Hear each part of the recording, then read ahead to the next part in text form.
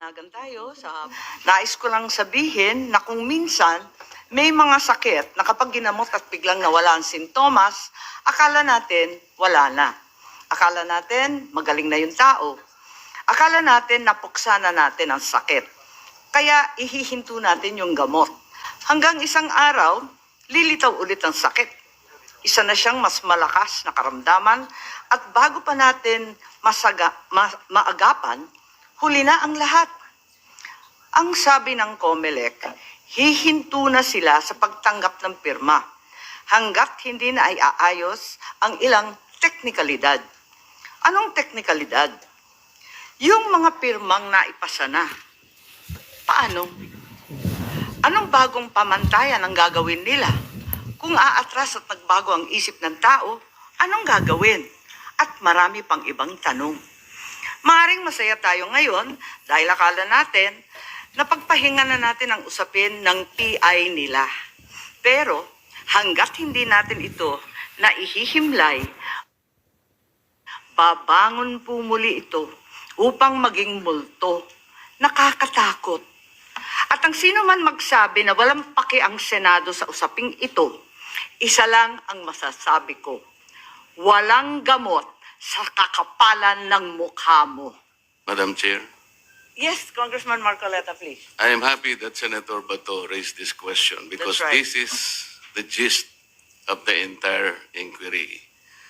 Attorney Anthony A. Abad appears to be the proponent of this initiative. Kagaya po ng sinabi ninyo, Senator, bigyan ng katauhan ang nagpasimuno nitong Politicians Initiative. Earlier, Madam Chair, the House of Representatives, sila po ang nagiging parang kontrabida dito. I am not representing the House of Representatives today.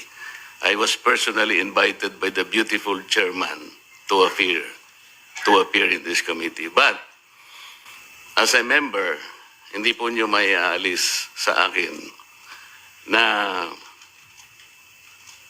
medyo magdamdam rin ako sapagkat ang patutsada ay patungkol sa House of Representatives, lalong-lalo na po yung Speaker. I am not defending the Speaker. If this congressional hearing ultimately found that the Speaker is the one who spearheaded this or funded this initiative, I will probably request him to step down. Pero kung hindi po siya naman, bakit hindi po natin kinonsentrate kay Anthony Abad? Siya po yung bida dito eh. Siya po ang pinakasentro nito. Siya ang nagsasabi dito na pinaliwanag niya sa tao. Nagsabi po ng mga tao, we fully understand the rationale of this proposition. We fully understand the consequences, the effects, and the advantages of this proposition. Gusto nating malaman, talaga bang ginawa niya single-handedly or do et al. Ito? But to undertake and to mobilize an undertaking nationwide, to be able to get at least 8 million votes, kaya po ba ng isang tao? Why don't we begin with Anthony Abad? Who is he? Anthony Abad, based on the Google, Madam Chair, specializes in international trade law. He has been in legal practice for 17 years, and he is at present an independent advisor of the Philippine Senate. May I know, Madam Chair? Nasa Google po. At kung sino- nakalagay din po sino sa Google, he took his oath before the office of Senator Aquilino Pimentel. Nasa Google po. Kaya kailangan po nating makita lahat eh. Sa Google po yan. I was also shown that picture pero hindi ko ma-date eh. Mukhang bata pa kami noon eh. So must have been years ago. And if we are talking about that if he is also that Anthony Abad named in the signature sheet, so we are assuming a lot of things. Pero right now he's not a consultant of my office. But so kailangan pasiputin natin itong Attorney Anthony A. Abad. So, Triple A. Yes. Attorney Anthony A. Abad. So, para malaman po natin. And if that person seen in the picture taking an oath before me, if he will admit that he is the one, then we're talking about the same person. But he's not a consultant of my office, so I don't think he's also a consultant of the Senate. Wala. So maybe that was siguro part of his biodata. Siguro once upon a time, baka nangyari yun. And then, since andito na rin tayo sa topic na ito, the burden is all with Attorney Anthony A. Abad because no other lawyer can file that petition and claim that he or she is under that et al. Hindi po pwede yun. So it's only if the signatures are genuine and real and then freely given, it is only this attorney, Anthony A. Abad, whom they have authorized to file the petition. No person, no... Natin yung ating testigo at pagkatapos nun, balikan natin ang ating mga abogado pagkat marami po sa ating mga kasamahan ang gusto magtanong rin sa kanila. Salamat, Madam Chair. I submit and then I will await the answer of either Attorney Avisado, Mr. Onyate, or Attorney Gana about Attorney Anthony A. Abad and his relationship with Pirma. Thank Salamat. you. Agyamanak, Madam Chair. Thank you for your forbearance. Maraming salamat po. Congressman Marcolita, kung sinabi po niya, Madam Chair, na siya ay nasasaktan dahil para bang alluded to yung buong lower house na sila ang nasa likuran nitong People's Initiative. Ako rin ay nasasaktan when he alluded the Senate as the opposition palagi, dahilan kung bakit hindi natutuloy yung economic chacha. Ako po'y gusto ko iparating, Madam Chair, na in fact, during the last Congress, kaming dalawa ni Senator Tolentino, nag-file kami ng resolution for economic chacha. And nagbabago po yung composition ng Senado at pareho na rin sa lower house, nagbabago rin composition. So hindi po rin masabi na kung nag-upos sila ngayon, mag-upos na yan forever. Nagbabago po. Kami po ni Senator Tolentino, nag-file po ng resolution. Kaya masakit po sa amin kung sabihin niya, nilalahat niya na ang buong Senado ay ayaw sa chacha. Kami po, nag-propose. So, yun lang po. Gusto ko lang liwanagin, Madam Chair. Again, he is a good friend of mine, Congressman Marcolita. There's nothing personal about it. Gusto ko lang rin parating sa kanya yung mensahe na kami po ay pro-chacha rin, lalong-lalo na pagdating sa economic reforms. Madam Chair, Thank you po. we can simplify this. Maybe we can have a stipulation. Can the Senate stipulate that of all the initiatives taken by the House to engage you as a constituent assembly, all these initiatives have been refused?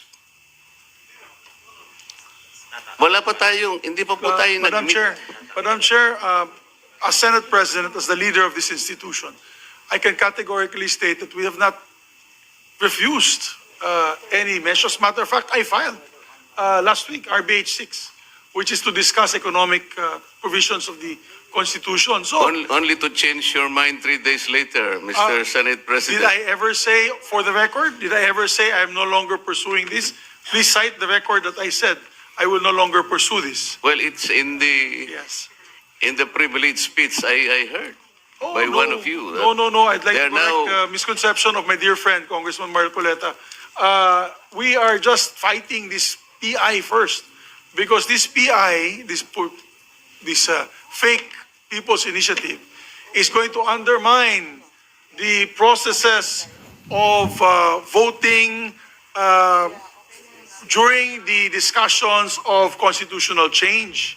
Hindi po kami papayag na makapon ang Senado kasi mawawala po ang bicameralism that is stipulated 5 times in our Constitution and provides for the checks and balances of our institutions. Yun lamang po. Wala po tayong pinag-aawayan kundi itong PI kasi alam mo, sa totoo lang, Madam Chair, we're veering away from the topic here. Yes. But really quickly, kung yung People's Initiative, kung linagay po nila dyan Sino bang mga proponents yan? Kung nilagay ng pirma dyan to amend the, for example, public services to allow 100% foreign ownership, sa tingin ko walang gulo eh. Pati sa amin walang aalma. Yun ay napakasimple. That is a right given by the Constitution. Pero hindi.